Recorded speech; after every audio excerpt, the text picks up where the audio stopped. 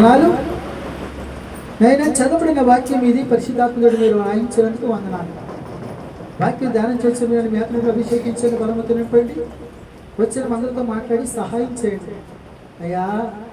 ఈరోజు మీ పిల్లల హృదయాలు ఎరిగిన దేవుడు. వారి హృదయం ఎటువంటి బాధ ఉందో, చింత ఉందో, వేదన ఉందో, కోరుకుందో అయ్యా మీకు తెలుసు ప్రభువా. వారితో మీరే మాట్లాడండి అయ్యా. వాక్యం వెలుగు కలిగిన వాక్యం సెలవిచ్చిన రీతిగా ఈరోజు వారి హృదయంలో చూచి మీ వెలుగు, మీ ప్రసన్నత నింపి దీవించమని అయినా ఆటంకపరిచాలంటే యేసునామములో తొలగించండి. మీరే మహిమ ఘనత ప్రభావం కీర్తి ఆరోపించుకోమని యేసునామములో నా పరమ తండ్రి ఆమేన్. హల్లెలూయా. ప్రత్యక్ష గుడారంలో దీపవృక్షం గురించి మనం ధ్యానం చేసుకుంటూ మన దేవుడు వెలుగించే దేవుడని, వెలుగుకున్న దేవుడని, ఆయన స్థిరమైన దేవుడని ధ్యానం చేసుకుంటూ గత వారము నన్ను ప్రేమించే వారిని నేను ఆస్తికర్తలుగా చేస్తానని వాక్యం ధ్యానం చేసుకున్నాం. ఆమేన్. హల్లెలూయా. హల్లెలూయా. మన దేవుడు ప్రేమించే వారిని ఆస్తికర్తలుగా చేస్తాడని, వారి నిధులు నింపుతాడని ధ్యానం చేసుకున్నాం. అవునంటారా కాదంటారమ్మా? ఆమేన్. హల్లెలూయా. ఈరోజు మనం చూస్తే మన దేవుడు ఎటువంటి దేవుడు అన్నాడంటే నిర్గమకాండం 20 కాని చదువుకుందాం. నిర్గమకాండం 20 నన్ను ప్రేమించి నా ఆజ్ఞలు గైకొని వారిని 1000 తరాల వరకు కరుణించేవాడనై ఉన్నాను. ఆమేన్. హల్లెలూయా. దేవుని పిల్లారా జాగ్రత్తగా చూడు. మన దేవుడు ఎవరంటే అండి 1000 తరాల వరకు కరుణించే దేవుడు. హల్లెలూయా. చెప్పండి, అందరూ నోరు తెలిసి చెప్పండి. మన దేవుడు ఎవరు? కరుణించే దేవుడు. కరుణించే దేవుడు అనేది మన దేవుడు ఎవరు? మన దేవుడు ఎవరమ్మా? కరుణించే దేవుడు. హల్లెలూయా. పాత నిబంధన కాలంలో మోషే ఇశ్రాయేలు ప్రజలకి నాయకుడిగా ఉన్నాడు. అయితే ఆయన 12 గోత్రాల్లో ఒక గోత్రాన్ని ఏం చేశాడంటే ఆయన లేవి గోత్రాన్ని ఆయన తన పని కోసం వాడుకున్నాడు, ఎంచుకున్నాడు. ఆ లేవి గోత్రం ప్రధానంగా యాజకుడు ఎవరు? అహరోను యాజకత్వం చేశాడు, ప్రధాన యాజకుడు. ఇప్పుడు దేవుడు మోషేతో మాట్లాడితే మోషే వచ్చి అహరోనుతో మాట్లాడేవాడు. ఇప్పుడు ప్రజలు ఎలా ఉండాలో, సంఘం ఎలా ఉండాలో, సమాజం ఎలా ఉండాలో, ఎవరితో స్నేహం చెప్తూ ఇప్పుడు ప్రత్యక్ష గుడారం వస్తారు కదా, ప్రజలు వస్తారు కదా, ఆ ప్రజల్ని ఎలా దీవించాలి, ఎలా కరుణించాలి, ఎలా మాట్లాడాలి అనేది ఏం చేశాడంటే మోషే అహరోనుకి తన కుమారులకి ఇలాగని చెప్పని దేవుడు చెప్తాడు. ఆమేన్. హల్లెలూయా. ఏమని చెప్పాడు దేవుడు అని మనం చూస్తే చూడండి, సంఖ్యాకాండము 6:22 కానించి. సంఖ్యాకాండం 6:22.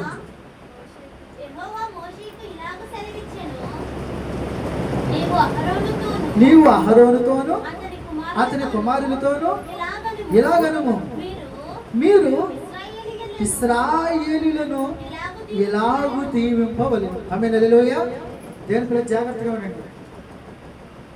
ఇశ్రాయేలు పిల్లల్ని దేవుడు ఎంచుకున్నాడు కాబట్టి ఇప్పుడు ఏమన్నాడంటే యాజకుడితో ఏమన్నాడు? ఇశ్రాయేలు ప్రజలు మీరు ఎలాగ దీవించాలి అని చెప్పాడు. అంటే మందిరానికి అందరూ వస్తారు కదా, మీరు యాజకత్వం చేస్తారు కదా, మీరు అందరూ మీరు ఏం చెయ్యాలి? మీ దగ్గరకు వచ్చిన ప్రతి ఒక్కరిని మీరు ఏం చెయ్యాలి? దీవించాలి అని చెప్పాడు దేవుడు. ఆమేన్. హల్లెలూయా. దేవుని పిల్లారా జాగ్రత్తగా విందాం. మన దేవుడు ఎవరంటే కరుణించే దేవుడు, ఆయన దీవించే దేవుడు. హల్లెలూయా. ఇప్పుడు ఏం చెప్తున్నాడు ఆయన? ప్రత్యక్ష గుడాల దగ్గర ప్రజలందరూ బళ్ళు పట్టుకుని వస్తారు కాబట్టి, నా దీవుల కోసం వస్తారు కాబట్టి, మీరు నాయకత్వం వహిస్తున్నారు కాబట్టి, మీరు యాజకులు కాబట్టి, మీరు ప్రజల్ని ఏం చేయాలంటే దీవించాలి. హల్లెలూయా. ఏం చేయాలి? దేవుని పిల్లలారా మీరు అందరూ ప్రార్థనకు వచ్చారు కదా, లాస్ట్లో సేవకుడిగా నేను మీ నెత్తి మీద చేసి ప్రార్థన చేస్తాను కదా, మేము ఏం చేయాలంటే మిమ్మల్ని దీవించాలి. మేము ఏం చేయాలి? దీవించాలి కానీ మా నోటితో మిమ్మల్ని శపించకూడదు. ఆమేన్. హల్లెలూయా. ఎందుకని? అది దేవుడికి ఇష్టమైనది కాదు. అది ఇక్కడ మీ దగ్గరకు వచ్చిన ఇశ్రాయేలు ప్రజలు మీరు ఏం చేయాలంటే దీవించాలి. ఎలా దీవించాలి? యెహోవా నిన్ను ఆశీర్వదించి నిన్ను కాపాడును గాక అనాలంట. ఏమి అనాలి? ఎలా దీవించాలంట? యెహోవా నిన్ను ఆశీర్వదించి నిన్ను కాపాడును గాక. అంటే ఈ వారం అంతా దేవుడు మిమ్మల్ని ఆశీర్వదించి మీరు ఎక్కడికి వెళ్ళినా దేవుడు ఏం చేయాలి? కాపాడుకును గాక అని మేము పలకాలంట. హల్లెలూయా. అలాగే మేము దీవిస్తే దేవుడు ఏం చేస్తాడు? దాన్ని ఆమేనని ఈ వారం అంతా దేవుడు మిమ్మల్ని ఏం చేస్తాడు? ఆశీర్వదించి కాపాడుతాడు. ఆమేన్. హల్లెలూయా.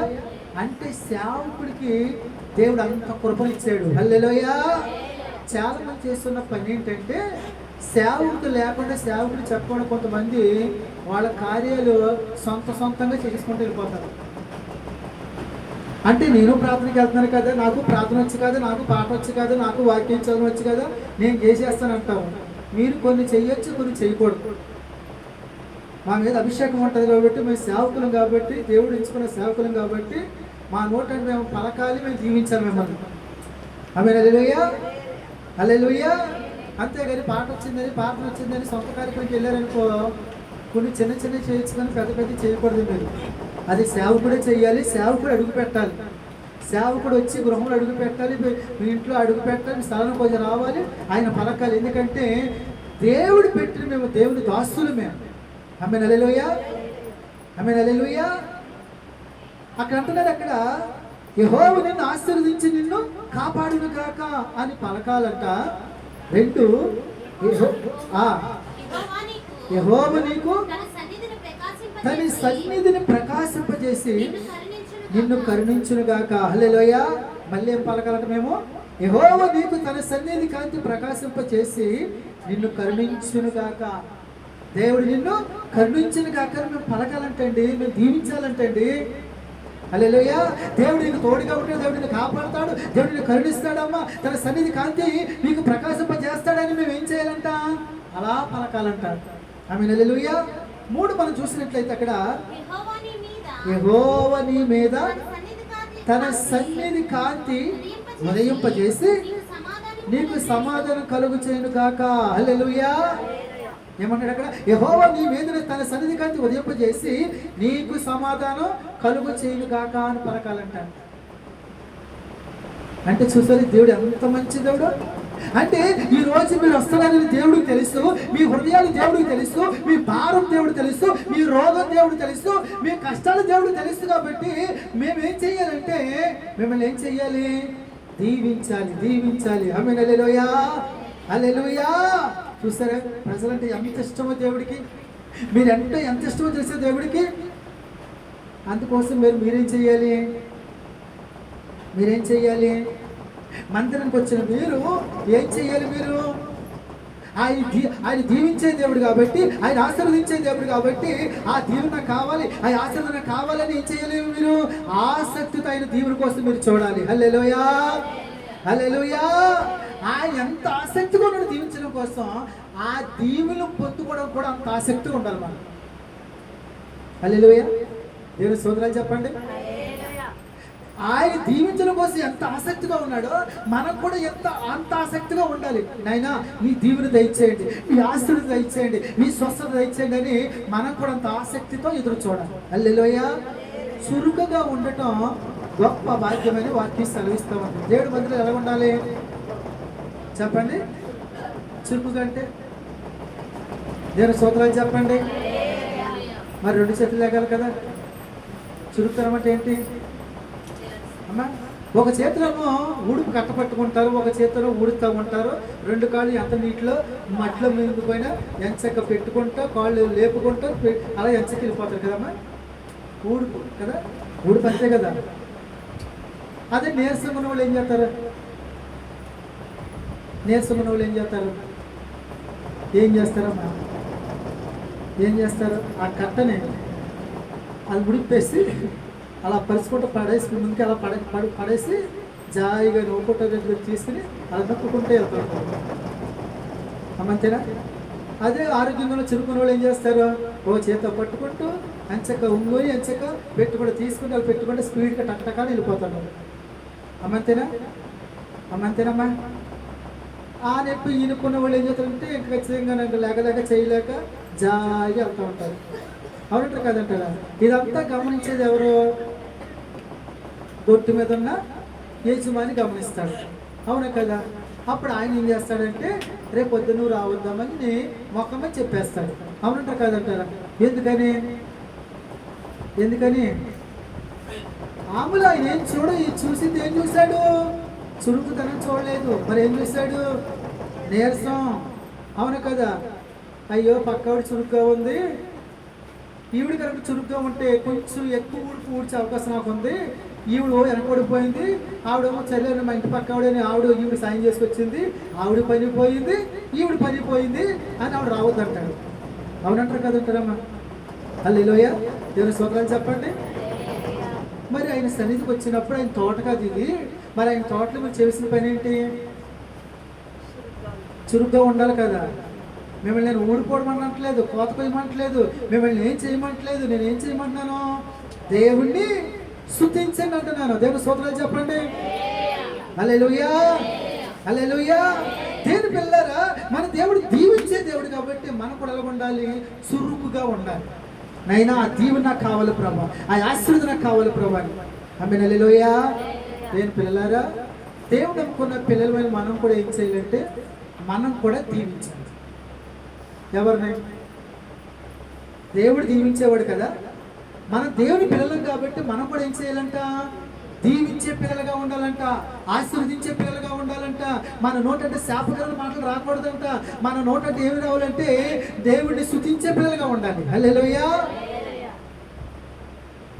బోయాజు పొలంలోకి వెళ్తున్నాడు. బోయాజు యజమాని, అతని పొలంలో కొంతమంది పనివారు ఉన్నారు. ఇతను యజమాని పని అయిన తర్వాత ఆల్రెడీ కూలి పని కూడా ఇస్తాడు వీళ్ళకి. అయితే ఏమంటాడు తెలుసు? పొలం అయిన తర్వాత దేవుడు మీకు తోడుగా ఉండునుగా కంటాడు ఈయన. వాళ్ళందరూ ఏం చేస్తారు తెలుసు? ఆయన చూసి దేవుడు నిన్ను ఆశీర్వదించునుగా కంటారు. ఆమేన్, హల్లెలూయా. నేను పిల్లలారా, దేవుడు చేత ఆశీర్వించబడిన పిల్లలు కాబట్టి మీరు ఎక్కడికి వెళ్ళినా మీకు ఎవరైనా కనిపించారనుకోండి, బాగున్నారా అని చెప్పండి, వందనాలు చెప్పండి. ఏం చెప్పాలి? వందనాలు చెప్పండి. బాగున్నారా, మీ కుటుంబం ఎలాగుంది అని కనుక్కోండి, సంవత్సరం కనుక్కోండి, వాళ్ళని ధైర్యపరచండి, వాళ్ళని బలపరచండి. రెండు, మీరు నోటంట అమ్మా నీకు దేవుడు తోడుకుంటాడమ్మా, నిన్ను కరుణిస్తాడమ్మా, సమస్య తీసేస్తాడమ్మా, బాధలు తీసేస్తాడమ్మా, కష్టాలు తీసేస్తాడమ్మా, రోగం తీసేస్తాడమ్మా, ధైర్యం ఉండండి అని మన నోటితో ఏం చెప్పాలి? దీవెనకరమైన మాటలు పలకాలి. ఆమేన్, హల్లెలూయా. అలా నువ్వు పలికితే దేవుడు ఏం చేస్తాడంటే నీ ద్వారా ఆ ఎదుటి వ్యక్తికి కార్యం చేస్తాడు ఆయన. హల్లెలూయా. దేవుడు కరుణించినా కానంట ఆయన కరుణించలేదంట. ఎవరైనా లోక సామెత కదమ్మా, దేవుడు కరుణిస్తాడంట, ఆయన కరుణించడంట ఆయన అని అంటారు. దేవుని పిల్లలు, దేవుడు దీవించేవాడు, కరుణించే దేవుడు. అయితే ఆయన పిల్లలుగా మనం కూడా చేసిన పని ఏంటంటే మనం ఎవరింటికి వెళ్ళినా ఎక్కడికి వెళ్ళినా ప్రతి ఒక్కరిని పలకరించి మన నోటంట శుభకరమైన మాటలు పలకాలి. హల్లెలూయా. పోయిందేముంది? దీవించడమే కదండి. ఏమైనా డబ్బులు ఇవ్వాలి మనం ఏమైనా వాళ్ళతో పలకరిస్తే వాళ్ళకి సాయం చేయ కాదు కదా. నోటితో దీవించలేము. మన నోట్లో ఎప్పుడు దీవెనకర మాటలే ఉండాలి. ఆమేన్, హల్లెలూయా. పిల్లలారా, వాక్యం సెలవిస్తూ ఉంది. దేవుడు అంటాడు, మీ పిల్లల్ని శిక్షించండి, గద్దించండి, బెత్తం వాడండి, కానీ తప్పించొద్దు అంట. ఏమంటాడు ఆయన? శిక్షించండి, గద్దించండి, బెత్తం వాడండి, కానీ తప్పించొద్దు అంటాడు. నేను పిల్లలారా, పాపం చాలా మంది తల్లిదండ్రులు తెలియని విషయం ఏంటంటే వాళ్ళ పిల్లల్ని వాళ్ళే శపిస్తూ ఉంటారు. ఏదో సందర్భం మొత్తానికి పరిస్థితులను బట్టి శపిస్తూ ఉంటారు. ఖచ్చితంగా తల్లిదండ్రులు ఎప్పుడు పిల్లల్ని శపించకూడదండి, దీవించాలి, ఆశీర్వదించాలి. ఎందుకంటే ఏదో పరిస్థితిని బట్టి వాడు ఏదో మొత్తానికి తప్పిపోయి ఏదో అల్లసలు అన్ని నేర్చుకుని వచ్చాడు. నీ పిల్లోడు కాబట్టి, నువ్వు కన్నావు కాబట్టి, ఆ కన్నా ప్రేమ బట్టి నువ్వేం చేయాలంటే ఆ బాధలన్నీ మింగుకుని నువ్వేం చేయాలి? దీవించాలి. ఆమేన్, హల్లెలూయా. నువ్వు దీవిస్తే ఆ దేవుడు దీవిస్తాడు. ఆమేన్, హల్లెలూయా. అంతేనే కానీ మనం శపించకూడదండి. ఆమేన్, హల్లెలూయా.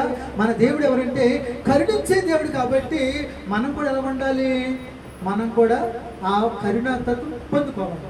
ఎందుకని చూడండి, ఒకసారి అపొస్తలుడైన పౌలు ఎఫెసీయులకు రాసిన పత్రిక 4:32 చదువుకుందాం. అపొస్తలుడైన పౌలు ఎఫెసీయులకు రాసిన పత్రిక 4:32 31 కానీ చదవండి. 31 కానీ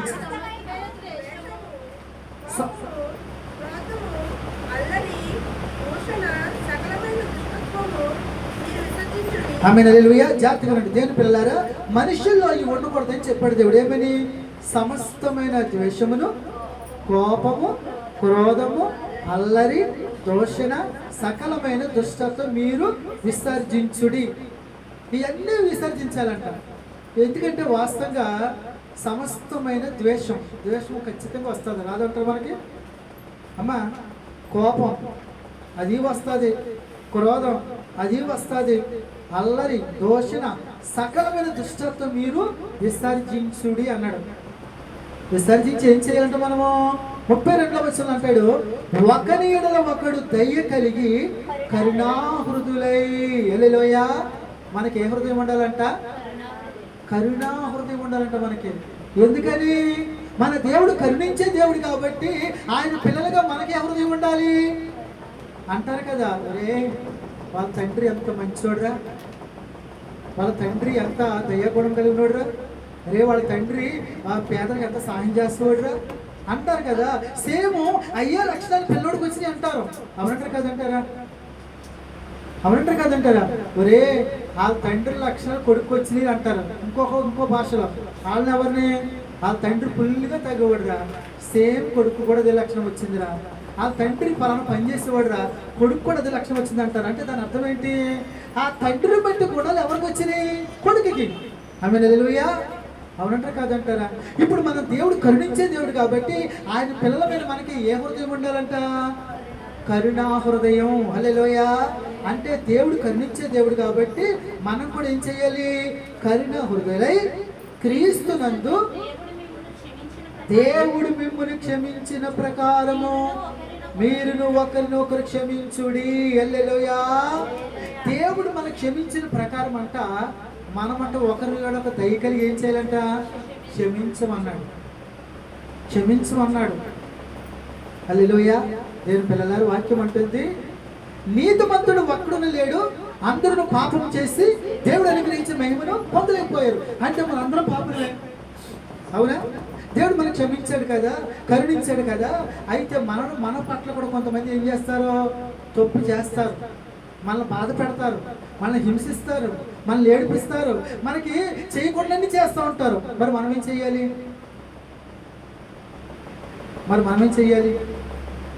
బాధే. వాళ్ళ మాటలు బాధ వస్తుంది, తిట్టారు బాధ వస్తుంది, మన గురించి చెడు వేసి మాట్లాడతారు బాధ వస్తుంది, అన్ని బాధలే. మన కోపం ఎగిరిపోతుంది, క్రోధం వచ్చేస్తుంది, వాళ్ళు ఏదైనా అయిపోవాలని కోరుకుంటారు, మంచిదే. అయితే దేవుడు మొన్నటి తెలుస్తా? లేదు, అది మీ పని కాదు. మీరు ఎలా ఉండాలి? కరుణా హృదయం. ఏ హృదయం? కరుణ హృదయం కలిగి క్రీస్తునందు మీరు ఏం చెయ్యాలి? ఒకరినొకరు మీరు ఏం చెయ్యాలి? క్షమించండి. ఎందుకో తెలుసా? యుద్ధం నాది, నిన్ను ముట్టుకునేవాడు నా కనుపాపను ముట్టుకొని వంతు సమానుడు. హల్లెలూయా. అంటే మిమ్మల్ని ఎవరు దూషిస్తున్నారో, ఎవరు కొడుతున్నారో, మిమ్మల్ని ఆశించండి ఎవరు చూస్తున్నారో, నేను చూస్తున్నాను, వాళ్ళు నాకు తెలిసి ఆ పని నేను చూసుకుంటాను. మీరు చేసిన పని ఏంటంటే దయా కరుణా హృదయం కలిగి క్షమించండి అన్నాడమ్మా. హల్లెలూయా. ఏం పిల్లలారా, మరి దేవుడి మాట మనం వినాలా వద్దా? చెప్పండి, వినాలా వద్దా? అందుకని వినాలంటే, చెయ్యాలంటే, క్షమించాలంటే మనకేం హృదయం ఉండాలి? కరుణా హృదయం. ఏ హృదయం? ఆమేన్ హల్లెలూయా. ఎందుకంటే మన దేవుడు కరుణించే దేవుడు అండి. ఆయన 1000 తరాలు మనల్ని కరుణిస్తానని చెప్పాడండి దేవుడు అండి. ఆయన దీవించే దేవుడు అండి మన తండ్రి. అంతే మనం కూడా ఏం చేయాలి? కరుణ హృదయం కలిగి ఉండాలి. హల్లెలూయా. దేవుని పిల్లలారా, దేవుడు ఎంత మంచి కరుణమేడంటే చూడండి ఒకసారి. మత్తయి సువార్త 15:21. మత్తయి సువార్త 15:21.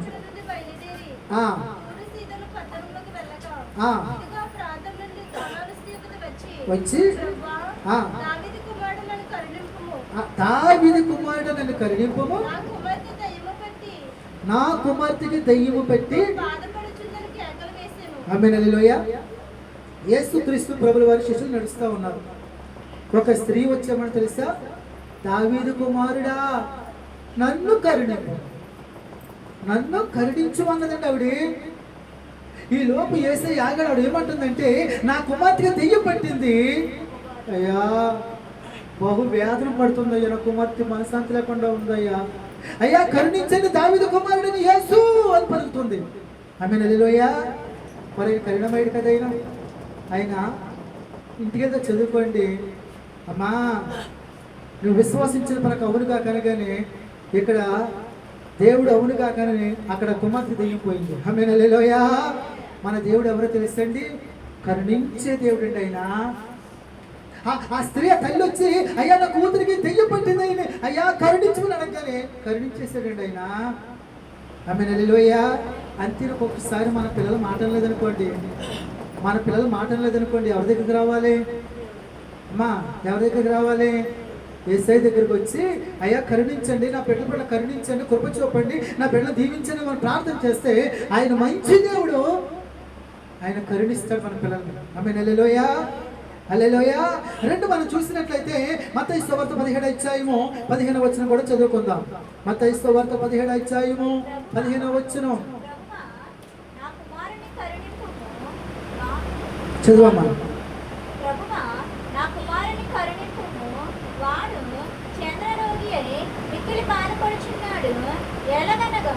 అగ్నిలోను నీళ్లలోను తరచుగా పడుచున్నాడు. నీ శిష్యుల యొద్దకు వారిని తీసుకుని వచ్చితిని గాని వారు వారిని స్వస్థపరచలేకపోయిరి. హల్లెలూయా. అక్కడ ఒక తండ్రి వచ్చి తన కొడుకు కోసం బాధపడుతున్నాడు. ఇందాక తల్లి వచ్చి తన కూతురు దెయ్యం పట్టిందని అడిగితే కరుణించాడైనా, దెయ్యం పోయింది. ఇక్కడ ఒక తండ్రి వచ్చి అయ్యా నా కొడుక్కి చాంద్ర రోగి ఉన్నాడు, అయ్యా కరుణించండి అయ్యా, ఆ దెయ్యం పట్టినప్పుడు నీళ్లలోనూ అగ్నిలోనూ పడేస్తుంది అయ్యా, కరుణించమని ఆ తండ్రిని వేడుకున్నాడు. ఆ తండ్రి వచ్చి హల్లెలూయా. అంటే ఇప్పుడు తండ్రి వచ్చి వేడుకుంటున్నాడు ఎవరి కోసం? కొడుకు కోసం. అయ్యా నా కొడుకుకి చాంద్ర రోగం వచ్చిందయ్యా, ఆ రోగం వచ్చినప్పుడల్లా నీళ్ళలో పడిపోతున్నాడు, అగ్నిలో పడిపోతున్నాడు. హల్లెలూయా. ఎక్కడ పడుతున్నాడంటమ్మా? ఇంకెక్కడ పడతలేదంట. ఆ రోగం వచ్చిందంట, ఆ నీళ్ళలో పడిపోతున్నాడు, నీళ్ళు చూడగానే అగ్నిలో పడిపోతున్నాడంట. వాస్తవాన్ని నీళ్ళలో పడిపోతే మనిషి బతుకుతాడు, చనిపోతాడా? చనిపోతాడు. అగ్నిలో పడితే చనిపోతాడు. ఆమేన్ హల్లెలూయా. ఇప్పుడు ఆ తండ్రి దగ్గరకు వచ్చి అయ్యా నన్ను కరుణించండి అయ్యా, నా కుమారుని స్వస్థపరచండి అయ్యా అని వేడుకుంటే ఆ మంచి దేవుడు, మీరు ఇంటికి వెళ్తే తర్వాత కిందకి క్లియర్గా చదువుకోండి, దేవుడు స్వస్థపరచాడు. ఆమేన్ హల్లెలూయా. ఎందుకని? ఎందుకని అమ్మా? మన దేవుడు ఎవరు? కరుణించే దేవుడు, కరుణించే దేవుడు, కరుణించే దేవుడు అండి ఆయన. ఆ తల్లి వచ్చాము అయ్యా నా కుమార్తె దెయ్యం పట్టిందని వేడుకుంటే కరుణించాడు ఆయన. ఆ తండ్రి వచ్చాము నా కొడుకు చాంద్రరోగి అన్నాడు, దెయ్యం పట్టుకున్నప్పుడల్లా నేను అగ్నిలో పడిపోతున్నాను కానీ దేవుడు కరుణించాడు. హల్లెలూయా. మరి నీ పిల్లలకి ఏదైనా నీరసం బలహీనతలు అంటే స్వస్థపరచడైనా అమ్మా, నీ పిల్లల పట్ల కార్యం చేయలేడైనా? ఖచ్చితంగా చేస్తాడు. ఆమేన్ హల్లెలూయా. 3 మనం చూసినట్లయితే అక్కడ చూడండి, మత్తయి సువార్త 20వ అధ్యాయము 30వ వచనం చదువుకుందాం. మత్తయి సువార్త 20వ అధ్యాయము 30వ వచనం.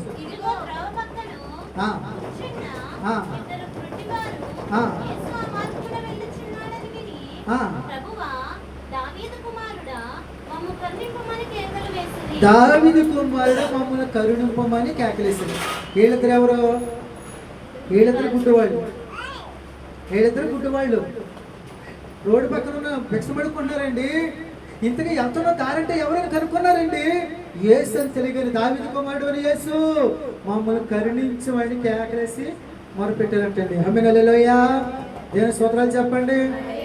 హల్లెలూయా. కేకలు ఎగిరంట. యేసు ఏం చేశాడు అక్కడ? చదువు తల్లి.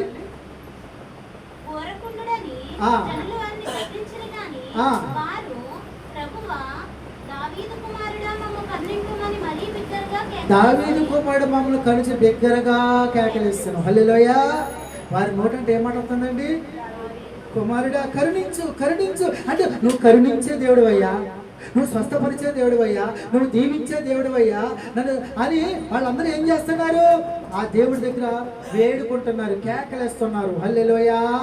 దేవుని పిల్లారే జాగ్రత్తగా వినండి. మీకు ఏదైనా రోగాలుగా ఉందనుకోండి, మీ పిల్లలకి ఏదైనా రోగాలు ఉన్నారు అనుకోండి, మీరు ఎక్కువగా చేయాల్సిన పని ఏంటో తెలుసా? మీ ఇంట్లోకి వెళ్ళి ప్రతిరోజు కొంత సమయం దేవుడితో గడపండి, ఎక్కువగా గడపండి. చూడండి, కొంతమంది ఏం చేస్తారంటే పిల్లలకు బాగోకపోతే డాక్టర్ దగ్గరికి వెళ్ళి డాక్టర్ గారు కాళ్ళు పెట్టేసుకుంటారు. అయ్యా మీరు బ్రతికించాలి, అయ్యా వాడు నా ప్రాణం అయ్యా, ఆమె నా ప్రాణం అయ్యా అని కాళ్ళు పట్టుకుంటూ ఉంటారు. ఆ డాక్టర్ ఏమంటాడంటే, కాళ్ళు పట్టుకోకూడదమ్మా, మేము డాక్టరం కదా, నేనేమైనా ఉచితంగా చేస్తున్నానంటే, మీరు డబ్బులు ఇస్తున్నారు, నేను చేస్తున్నాను, నా వరకు నేను చేస్తాను అంతే కదమ్మా అని అంటాడు. అయితే మనం చేయాల్సిన పని ఏంటంటే, ఎలాగదూరు మనం చేయాల్సిన పని ఏంటంటే, ఇంట్లోకి వెళ్ళి తొలిపేసుకుని మనం ఏం చేయాలి? డాక్టర్ గారు కాళ్ళు పట్టుకుంటాం కాదు, కానీ యేసయ్య పాదాలు పట్టుకోవాలి. హల్లెలూయా. యేసయ్య పాదాలు పట్టుకుని నువ్వు ఎంత కన్నీరు కారిస్తే కార్చు, ఎంత కేకలేస్తావో కేకలే. అలా నువ్వు ప్రార్థన చేస్తే మంచి దేవుడు మరీ ఎక్కువగా కేకలేస్తారంట. ఆ దేవుడు కరుణించి వాళ్ళిద్దరికీ కళ్ళు ఇచ్చాడు. హల్లెలూయా, హల్లెలూయా. దేవుని పిల్లారా, ఒక ఆమె వచ్చి కరుణించి దెయ్యపడిందనగానే ఉచితమైనది, ఇంకొక ఆయన వచ్చి కొడుకు కోసం అడగగానే దేవుడు ఉచితంగా ఇచ్చాడండి. ఇద్దరు గుడ్డి వాళ్ళు అడగగానే దేవుడు ఉచితంగా ఇచ్చాడండి. హల్లెలూయా. మరి నువ్వు నేను అడిగితే ఉచితంగా ఎవడైనా ఇస్తాడేవిడా? ఖచ్చితంగా ఇస్తాడు. ఎందుకంటే మన దేవుడు కరుణామయుడు. హల్లెలూయా. మన దేవుడు ఎవరు? ఆయన కరుణామయుడు కాబట్టి ఖచ్చితంగా ఇస్తాడు. హల్లెలూయా. దేవుని పిల్లలారా, మరి ఈరోజు ఆ కరుణామయుడైన దేవుడి సన్నిధిలో మనం అందరం ఉన్నాం. అయితే నువ్వు నేను పొందుకోవాలంటే చేసిన పని ఏంటో తెలుసా? ఆ తల్లి కానీ ఆ తండ్రి కానీ గుడ్డివాళ్ళు కానీ చేసిన పని ఏంటంటే, యేసయ్య దగ్గరికి వచ్చి ప్రార్థన చేశారు. హల్లెలూయా. యేసయ్య దగ్గరికి వచ్చి ఏం చేశారు? ప్రార్థన చేశారు. దేని పిల్లలారా, అదే కరుణామయుడు ఇప్పుడు ఉన్నాడు. మనం చేసిన పని ఏంటంటే, మనకి ఏది కావాల్సిన, రోగం స్వస్థత అవ్వాలన్నా, కుటుంబం దీవించబడాలన్నా, మన పిల్లలకి మంచి భవిష్యత్తు కావాలన్నా చేయవలసిన పని ఏంటంటే మనం కూడా ప్రార్థన చెయ్యాలి. దేవుని స్తోత్రాలు చెప్పండి. ఏం చెయ్యాలి? మరి చేస్తున్నారు ఇంట్లో?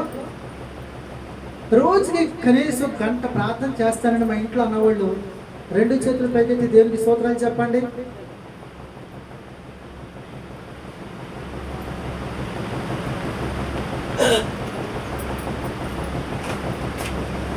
ఎలాగదూరు రోజుకి నేను 24 గంటల్లో 4 గంటలు 3 గంటలు 5 గంటలు అనలేదు. ఎన్ని గంటలు అన్నాను నేను? 1 గంట అన్నాను నేను. రోజుకి నేను కనీసం భోజనం, టిఫిన్లు, టీలు అన్నింటితో కనీసం 5-6 సార్లన్నా తింటానండి అన్నవాళ్ళు. దేవునికి స్తోత్రాలు చెప్పండి.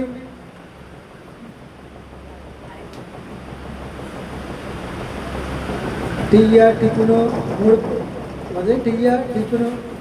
3 పూట్ల 2 పూట్ల భోజనం అయ్యే 4 అయ్యి మధ్యలో స్నాక్స్ తింటారు కదా. రాజేష్ చెప్తాడు, తింటారు కదా. హల్లెలూయా. మరి కనీసం ఈ 5 పనులు చేయాలన్నా మినిమం గంట పైన పడతారు, అవును కదా. మరి ప్రార్థన గంట చేయలేము మనం? చేయలేమా? రత్న కుమార్ గారు చేయలేమా? గంట ప్రార్థన. అన్నమణి గారు ప్రార్థన చేయలేమా? గంట ప్రార్థన 60 నిమిషాలు చేయలేమా? చేయొచ్చు, కానీ కష్టమేం కాదు. హల్లెలూయా. మళ్ళీ మీరు అయ్యగారి నా మోకాళ్ళు నొప్పులండి, నేను మోకాళ్ళు వేయాలంటాను. మోకాళ్ళు నొప్పులు అయితే కూర్చుని చెయ్యి, మోకాళ్ళు నొప్పులు అయితే పొడుగుని చెయ్యి, మోకాళ్ళు నొప్పులు అయితే కూర్చోలేకపోతే పొడుగుని చెయ్యి, నువ్వు లేవలేని పరిస్థితి అయితే ఆసక్తిలోనే చెయ్యి. ఆమేన్. హల్లెలూయా.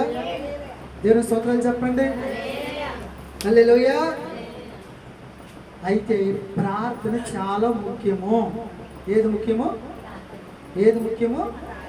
ఆ తల్లి వచ్చింది, ఆ తండ్రి వచ్చాడు, గుడ్డవారు యేసయ్య దగ్గరకు వచ్చి ప్రార్థన చేశాడు. నువ్వు ప్రార్థన చేయడం మొదలు పెడితే దేవుడు నీ పట్ల కార్యం చేయడం మొదలు పెడతాడమ్మా. హల్లెలూయా. అలవాటు చేసుకోండి ప్రార్థన. దేవుడితో మాటలు అలవాటు చేసుకోండి.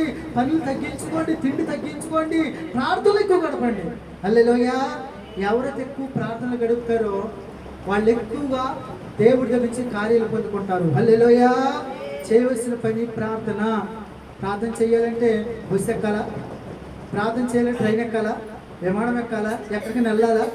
నీ ఇంట్లోనే నువ్వు ప్రార్థన చేయనప్పుడు లోపలికి వెళ్ళి గదిలోకి వెళ్ళి తొలిపేసుకుని రహస్యముందులు నీ తండ్రికి ప్రార్థన చేయమన్నాడమ్మా. చేయలేమా? చిన్న పని చేయలేవా? ఆ చిన్న పని చేయలేరా మీరు?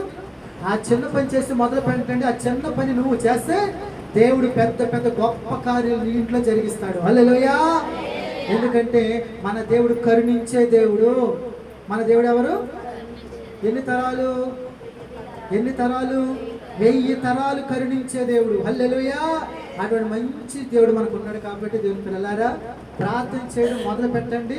ఈ రోజు నుంచి మొదలు పెట్టండి. వచ్చేవారు అయ్యా మీరు దేవుడు నాతో మాట్లాడిన రీతిగా ఈ 6 రోజులు ప్రార్థన చేశాను, దేవుడు నా పట్ల గొప్ప కార్యం చేశారని మీరే మంచి సాక్ష్యం చెప్తారు. హల్లెలూయా. మన దేవుడు కరుణించే దేవుడు. హల్లెలూయా. ఆయన కరుణగల దేవుడు అండి, కృపగల దేవుడు అండి. అయితే మనం చేయాల్సిన పని ఏంటంటే ప్రార్థన.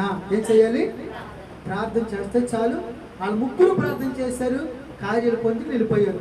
మనము ప్రార్థన చేస్తే మన పట్ల కూడా ఆయన కార్యములు చేస్తాడు. అటువంటి కృపణ దేవుడు మనందరికీ అనుగ్రహించును గాక. ఆమేన్.